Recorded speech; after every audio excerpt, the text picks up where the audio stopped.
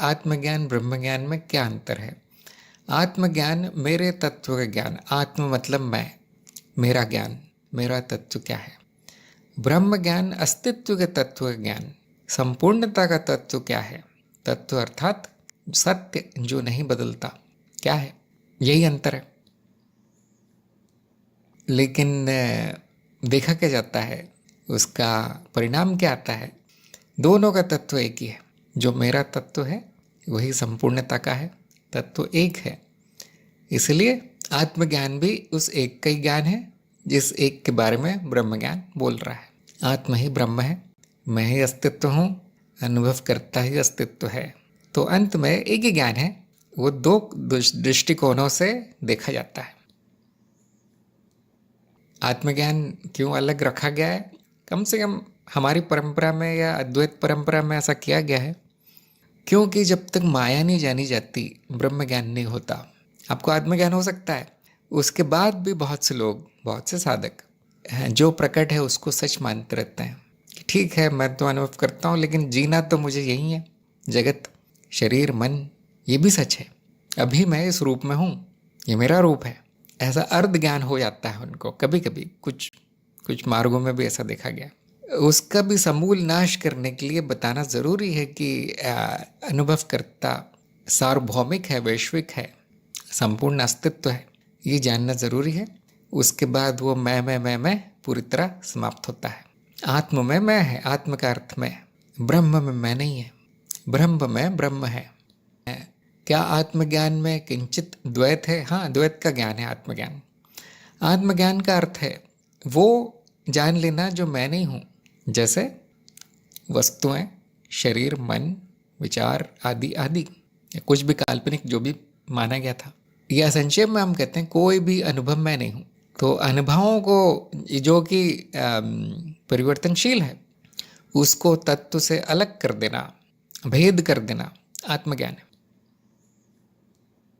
इसलिए मैंने कहा अर्ध ज्ञान की तरह है वो। लेकिन जब ये जाना जाता है कि वही एक ही है अनुभव करता, तो द्वैत समाप्त होता है। ये जानना ज़रूरी है कि जिसे मैं कहता हूँ अनुभव करता मैं हूँ, सबका तत्व वही है। सबका अर्थात न केवल सभी मनुष्यों का, जो भी प्रकट है, जो भी अस्तित्व में है, सबके पीछे सबका आधार वही है, सबका तत्व वही है। तो जिसने आत्मज्ञान के बाद जो आगे नहीं बढ़ता वो द्वैत में रह जाता है, वो द्वैत में फंस जाएगा, उसकी प्रगति नहीं होगी। बहुत से मार्गों में सीधा बताने की कोशिश की गई है कि तुम नहीं हो, छोड़ दो आत्मज्ञान, तुम हो नहीं, इतना देखो। वो एक तरह का शॉर्टकट है। तो जो बचता है वो फिर अस्तित्व तो ही बचता है। लहर कहती है मैं लहर नहीं हूँ, वो तो आना जाना एक घटना है। लहर है तो वो पानी, और ये एक तरह का शॉर्टकट है। और जब लहर कहती है हाँ मैंने जान लिया मेरा तत्व पानी है, ये लहर का आत्मज्ञान हुआ। लेकिन उसने ये नहीं जाना कि सभी लहरों का तत्व पानी है, इसलिए वो आधा रह गया। तो बहुत से लोग आत्मज्ञान ब्रह्म ज्ञान में भेद नहीं करते, वो सीधे एकता के ज्ञान में पहुंचा देते हैं साधक को। और अक्सर ऐसा देखा गया है कि वो किसी की समझ में नहीं आता, इसलिए चरणबद्ध चलना ज़रूरी है। पहला आत्मज्ञान ज़रूरी है कि मैं क्या नहीं हूँ, ये जानकारी समझ में आता है, तत्व क्या है। फिर माया को जानना ज़रूरी है कि वो असत्य क्यों है, उसके बाद ही समझ में आता है कि वो जो असत्य है उसकी पृष्ठभूमि एक ही है, वो अस्तित्व स्वयं है। वहाँ पे जाके सब छूट जाता है। वहाँ पे मैं तुम ऐसा वैसा तत्व नाम रूप सब एक हो गया। इसलिए वहाँ कुछ कहने का नहीं बचा, बोलने का नहीं बचा। इसलिए वहाँ ब्रह्म ज्ञान मतलब मौन या अज्ञता, जानने का भी नहीं बचा, सब जान लिया गया, ये सारा ज्ञान समाप्त हो गया। तो अज्ञता बची। अज्ञता का अर्थ है मौन, अब नहीं जाना जा सकता, अब कुछ जानने के लिए है नहीं। तो चरणबद्ध जाना ज़रूरी है और बाद में सारा ज्ञान त्याग करना ज़रूरी है। जो भी आपको अज्ञता तक या एकता तक पहुंचने की सीढ़ियां दी गई थी, अब उन सीढ़ियों के पायदानों को छोड़ देना ज़रूरी है। जैसे आप सीढ़ी चढ़ते हैं ना, तो एक के ऊपर एक पैर रखते हैं, नीचे पकड़े नहीं रहते आप नीचे वाले पायदानों को, अब पकड़ के नहीं रखते, अब उनको छोड़ते जाते हैं, तभी आप ऊपर पहुंच पाते हैं। इसी प्रकार जो भी पायदानें दी गई हैं, चरण दिए गए हैं, उनको पार करना है, उनको पकड़े नहीं रहना। जब आप अज्ञता में पहुंच गए, अब द्वैत की बात ही नहीं है, अब द्वैत की बात ही नहीं करना है। हाँ, जो एकता तक नहीं पहुंचा है, अज्ञता तक नहीं पहुंचा है, उसके लिए द्वैत जानना बहुत ज़रूरी है कि मैं क्या हूँ क्या नहीं हूँ, ये जानना ज़रूरी है, क्योंकि वो उसी चरण पर है अभी। जब तक वो चरण पार नहीं होगा, छोड़ नहीं सकता। तो जो चरणबद्ध नहीं चलता वो विफल होता है, ये देखा गया है। ये कई हजार वर्षों से ऐसे ही चला आ रहा है, ऐसे ही चरणबद्ध चलाते आ रहे हैं, और हमने भी वही किया है, कुछ अलग नहीं किया। जैसे कार्यक्रम में एक जगह बताया गया बहुस्तरीय ज्ञान, जिस स्तर पर या जिस चरण पर साधक है उसको वो सत्य बोल कहा जाता है कि देखिए ये ज्ञान है, यही सच है।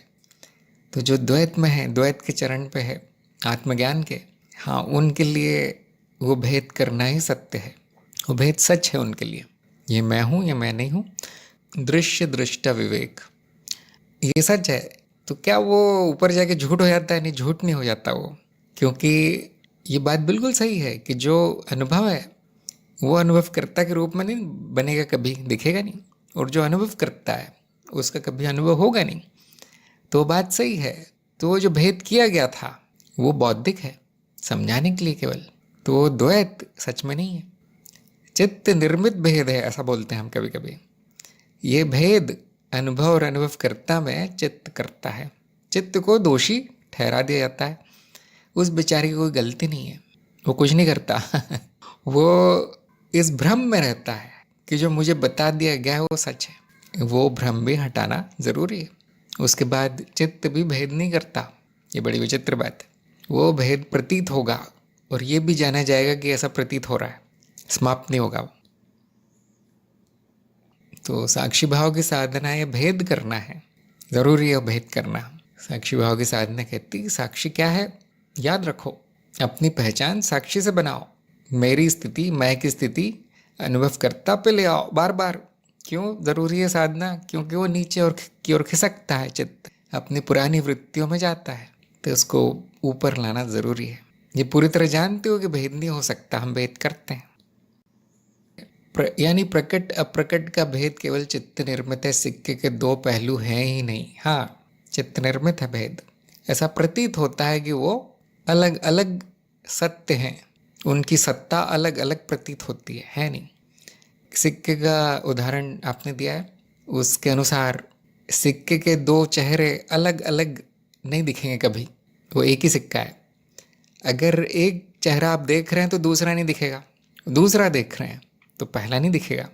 इस प्रकार चित्त निर्मित भेद है। चित्त कहेगा ये दो चीज़ें एक बार एक दिखती है, दूसरी नहीं दिखती।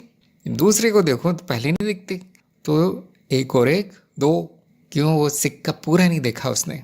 तो हमेशा सिक्का ऐसे ही दिखेगा, एक बार में एक ही चेहरा दिखेगा उसका, लेकिन ये जान लिया जाएगा कि वो दो नहीं है, एक है। इसी प्रकार अनुभव अनुभव करता भेद दिखेगा, चित्त निर्मित होता रहेगा वो भेद, परंतु ना होने के बराबर जाना जाएगा।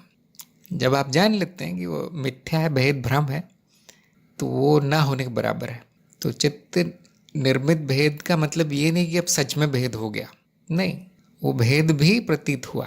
चित्त की ये कार्य प्रणाली है कि वो भेद करके ही जानता है, तोड़ कर ही जानता है हर चीज़। कोई भी कुछ भी उसको जानना हो तो सबके भेद कर दे। जैसे पेड़ आपके सामने एक ही है, अब बुद्धि क्या करेगी? पेड़ के भेद कर देगी, उसको तोड़ देगी 4-5 भागों में कि ये जड़ है, ये तना है, ये शाखा है, ये पत्ते हैं, ये फूल है, ये फल है वो एक ही वस्तु।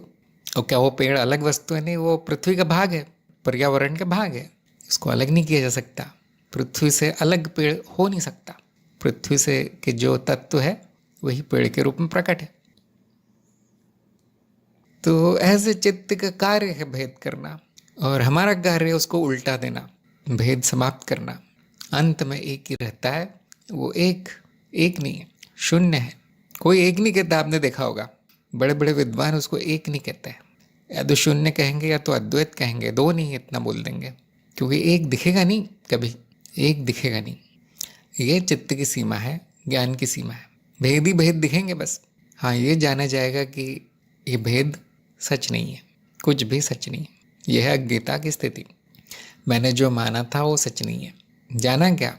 कुछ नहीं। इसी को ज्ञान कह सकते हैं।